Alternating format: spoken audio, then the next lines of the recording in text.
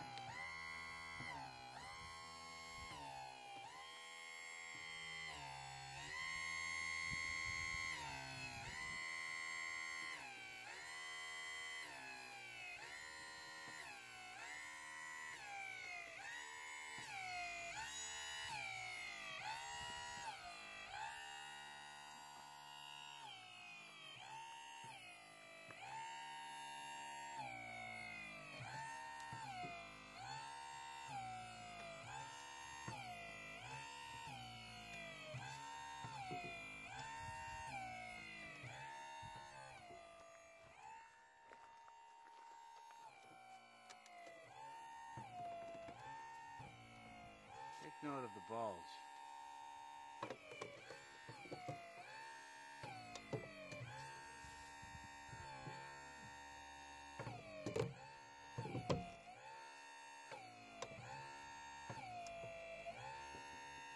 There we have it.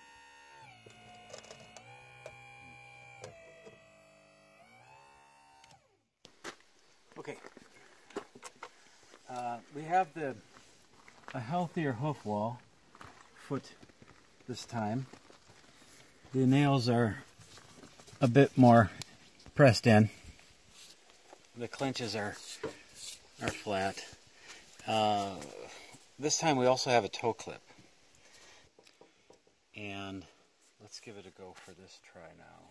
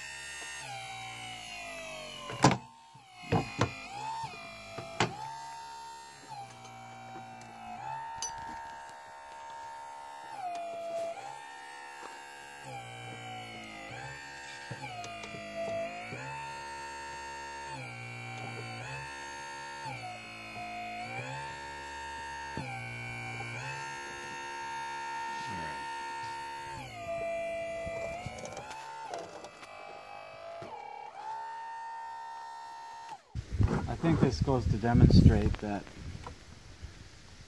we have been talking about expansion and the contraction of heels with and without shoes for quite some time, and this is my first time ever seeing it done on a cadaver, and I've not seen it done on a horse. Now, we've all seen the wear marks from heels on a horseshoe that's been taken off of a used shoe, or a used foot for a reset or a redo. We've often seen that, but I haven't seen it in action. Now, what I'm seeing here is a bulge of the heels rather than an expansion and contraction and a sliding of the heels with the shoe on. Either way, it did demonstrate with the wires that were back here that we were getting a flex, opening of these wires when the load was brought down to a near parallel position for the pastern. I'm happy to see this, and I did it in tandem with a recent video that was released not so long from a farrier that took a hoof tester on a live horse and demonstrated that the heels flex with that horseshoe on when pressure is applied side to side. So I wanted to, but that's an inward movement with the hoof testers. I wanted to do this and see the heels expand with a load put on them. And I think that we've got proof on both sides, both on the in with the testers and the out with the down pressure from this hydraulic press. Okay, I thought that I would write some words down and put them on the tail end of this video, but those words started to mount up, and paragraphs upon paragraphs, and I didn't want you to sit there reading, so I thought I'd make a sound bite and you can hear it from me. So this is an impromptu sound bite, so if I stumble along, sorry, but here we are. What did we see? What did I see? Let me tell you what I was surprised with. I was extremely surprised that the heels did not expand. They didn't. They didn't go anywhere. But what did move was this zone here, and of course, this zone here, and of course the lateral cartilages. This is a school specimen, happens to be a shod foot, which might give us some thoughts to talk about in a moment. So that's what did move. So that movement did show hoof mechanism on the inside. Now, whether or not it's 100%, I'd have to say it's not. Because when I take shoes off of horses in about 6 weeks, I'm going to see, almost always, a thicker hoof wall coming down that can be touched. It can even be seen. But I'm not saying any declaration that the shoe is causing hoof health problems. Shoes have been around a long time. If they were really that big of a problem, I think that they would have been banned eons ago. So why then are we seeing heel marks on shoes after they've been on a while? As a farrier, I was led to believe that it is for heel expansion and contraction. That's why we don't nail past the widest part of the foot, that meaning somewhere in this zone here, as you can see where that last nail hole is. So this is free to flex. Well, sounds good in theory. Let's go to the reading part. We've read that that does not happen. We read that it does happen. We hear words like it inhibits or prevents or stops.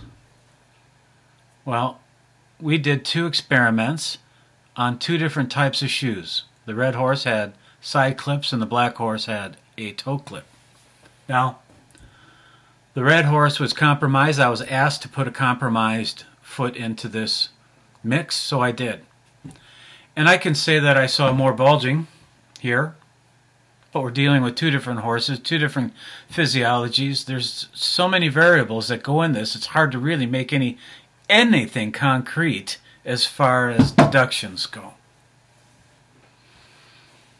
To see if the hoof wall is inhibited on a physiological basis requires a lab in Australia or Michigan or anywhere else where they study the hoof intensely. And I'd love to see this more. But the bottom line is the heels didn't move. So what did happen? Why are we seeing hoof marks on used shoes? Well, I contend that it must be this. I figure that we are seeing an action of torque during energetic movement, twist, turns, playtime, roughhousing, all of that. The nails are holding this part firm to the shoe, but this is open, and I contend that they go together. I think it's because that these tissues are one, essentially, combined with the locking in of the sole, not to mention this frog. I think as a unit they do a good job of keeping themselves together. Makes sense to me. I kind of like that thought. Frankly, I can't think of another one right now. So maybe we can put our heads together and come up with that. But one thing is definitely true. I am not declaring anything in regards to support one way or another for horses being shod versus unshod, simply because of this. Number one, I am not an evangelist for the shoe or for the barefoot. If it works, fine. If it doesn't, then our horses need protection.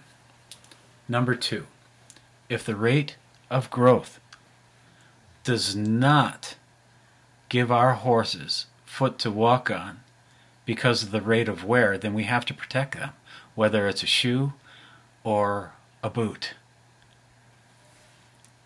For 15 years I've been saying this. I have never, ever denounced that horseshoe because there are times when it's simply needed. Argue with me if you want, that's okay with me. But there are times when that shoe has to go on. And if that horse isn't doing much, there is a time when those shoes need to come off. So that's pretty much my conclusion here. I'm eager to hear your opinions on this.